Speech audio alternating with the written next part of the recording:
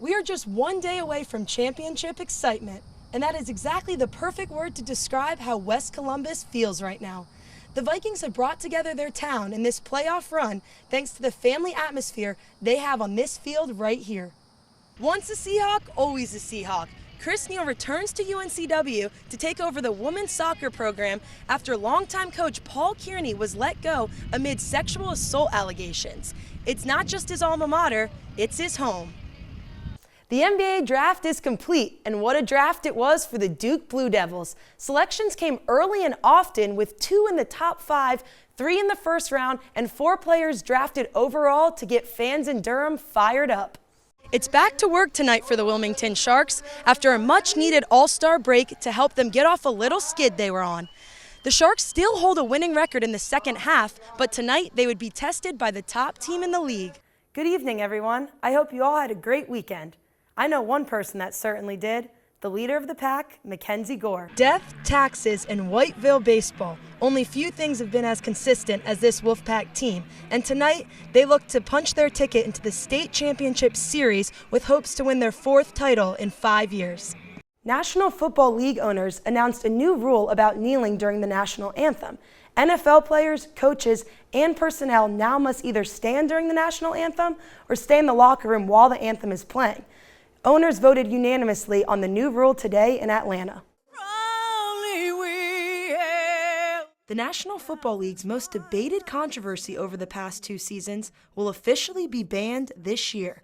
If anyone is on the field and is disrespectful to the anthem or the flag, there would be a fine from the league against the team. NFL Commissioner Roger Goodell has announced a no kneeling policy. This policy prohibits players from taking a knee during the national anthem. If a player refuses to stand, their team will be fined, which then could extend to a fine to the individual player. Those unwilling to stand have the option to stay in the locker room during this time. In the summer of 2016, quarterback Colin Kaepernick took a knee during the anthem to protest against police brutality and racism in America. Since then, many other NFL players have followed in his movement. Wouldn't you love to see one of these NFL owners, when somebody disrespects our flag, to say, get that son of a bitch off the field right now, out, he's fired. President Trump has voiced his disappointment with the league and the players multiple times, expressing how he finds kneeling to be disrespectful to the flag. Even Vice President Pence tweeted about the new policy, writing #winning. Not all players disapprove of the new policy. Among them is Dallas Cowboys quarterback Dak Prescott. I'm glad they came to an agreement, some form or another. I'll be out there standing. The players' union challenged the policy, but still believe that their protests made an impact. Linebacker Sam Acho is the representative for the Chicago Bears. As a union, what do we do? How will we respond? But to be honest, I think a lot of players are happy about the conversations that are happening. So the protests serve their purpose. NFL team owners are ready to get past this. Mike Bidwell, the Arizona Cardinals president, spoke for the majority of team owners. Look forward to getting the focus back on football and getting back to football in 2018.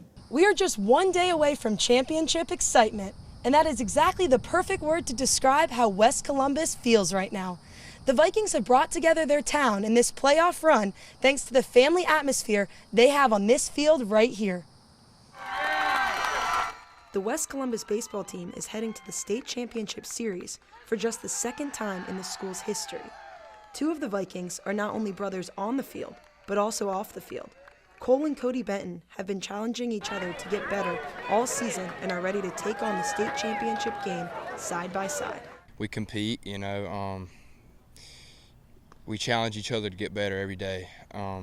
And just being able to have them there is, it is an honor. Not many people have their brother beside them playing the game, But this weekend is about much more than just the Benton brothers, as the whole team comes together to compete for an opportunity at their first ever state championship title.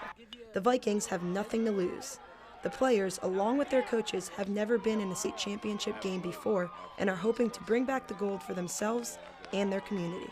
What do we have to lose? We don't have anything to lose. Not just my first time, but also all of our guys' first opportunity to play in the high school state championship. West Columbus might not have as much experience as the other teams, but with the way they have been playing, that shouldn't be a problem. Their defense has been a key factor in their success all season. We're playing like a team. You know, our defense has never been this good. And then lately, I mean, our defense has struggled a little bit, but we're finding it. The Vikings will be playing Murphy High School on Friday, June 1st at 8 p.m. for the first game in the state championship series, and they think they can do it. It's just going to take just us pitching and just timely hits, and I mean, I think it'll all turn out right for us. I can say this with all honesty, these guys relish the opportunity to play together. These guys really enjoy playing the game of baseball with each other. The Vikings will open their best-of-3 series against Murphy High School on Friday at 8 p.m. In Cerro Gordo, Sophie Castillo, WWAY News. School might be out for summer, but some of our local kids are still busy learning. But not in the classroom this time, instead on the baseball field. The Little League All-Stars have teams in Wilmington, Leland, and all over the area. And in this league, the coaches are all about stepping it up a notch and having some fun. During the regular season, we kind of try to focus more on giving the youth a good experience and having a good time and teaching them the basics. All-Star season comes along, we kick it up a notch and really teach them the details about the game. Kids just love it. They eat it up. The Little League All-Stars is a great opportunity for young kids to get involved in during the summer, while traveling around North Carolina to compete against other All-Star teams. Coach Mike Vaccaro said he's impressed with his team's improvement already. As a coach, when you see these kids develop, especially for us in a short amount of time, getting together and seeing them develop and do some different things that we didn't see maybe during the regular season, to see them now doing it on this team is great.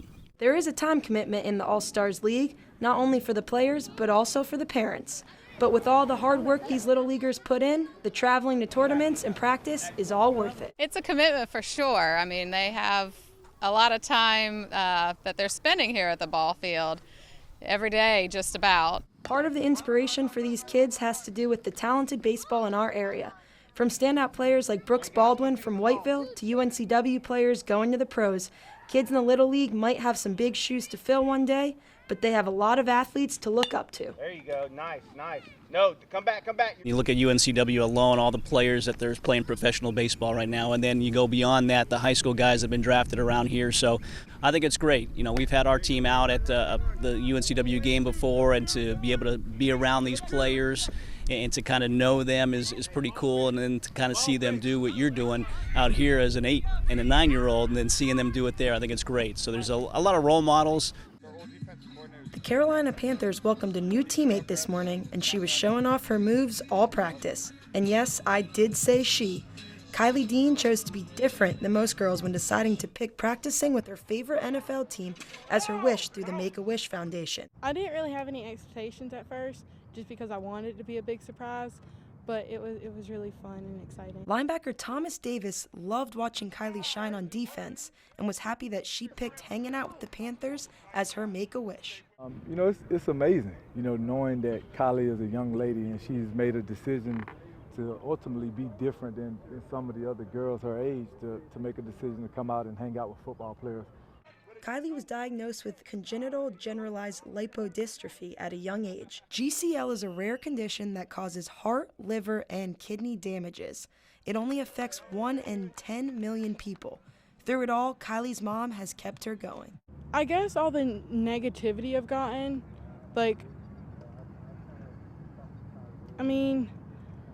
probably from my mom. She's always been very supportive of me and told me that I could do whatever I wanted to. Davis said that hearing Kylie's story put a lot into perspective for him, and when given the chance, him and his teammates wanted to give her a special day. Understanding some of the struggles that she's had to face as a young kid, you definitely want to make sure that when you get a chance to spend time with her, it's a special day, and that's what we tried to do for her today. What keeps me going the most is probably that I know I have a lot of people that support me and help me through everything, even if I'm like down or not feeling good, they always cheer me up and tell me that if I keep going and I'll do good things in life. It's back to work tonight for the Wilmington Sharks after a much-needed all-star break to help them get off a little skid they were on. The Sharks still hold a winning record in the second half, but tonight they would be tested by the top team in the league. Take a look who is at the ballpark this evening. Jaws and Paws Night returns to the tank with plenty of good dogs in the house. And the big dog Octavio Mirabal was in the house dealing tonight, everybody. At least one strikeout in each of his first 4 innings, keeping the Sharks without a hit midway through the game. In the 3rd inning, the Marlins would start the scoring. The center fielder, Dayton Hyman, sends a hit to his defensive spot to drive home a run. Morehead City takes a 1-0 lead. To the 5th now with the same score as Mason Streeter breaks the hitless streak for the Sharks. But this good mood wouldn't last for long as Mirabal quickly clears the bases with a 5-4-3 double play to keep Wilmington off the scoreboard. It wouldn't be scoreless for long. 6th inning is when Ben Anderson brings home a run for the home team. He's out advancing to second, but this game is now tied. Morehead City adds 2 more in the 8th, and their defense kept Wilmington off the board. Strong defensive play like this one from Dayton Hyman helped the Marlins get the win. 3-1 is the final score from the Shark Tank. Good evening, everyone. I hope you all had a great weekend. I know one person that certainly did, the leader of the pack, Mackenzie Gore, who shined in his first game back off the disabled list. It was a short but sweet return to the mound for the former Whiteville star. Gore got his first full season back on track with 2 innings of work for Fort Wayne Tin Caps yesterday. He faced 8 batters in the 2 frames, striking out 3, walking 1, and picking off another. It was his only hitless start of the season. It's the best I've looked for sure, but I felt comfortable, all 4 starts. But I had I threw the best that I have all year today. Honestly, when I'm at my best, I pitch with an edge, and I didn't really have an edge my first 3 starts. So there was no frustration I was letting out. It was just me going out there and competing and trying to help the team win.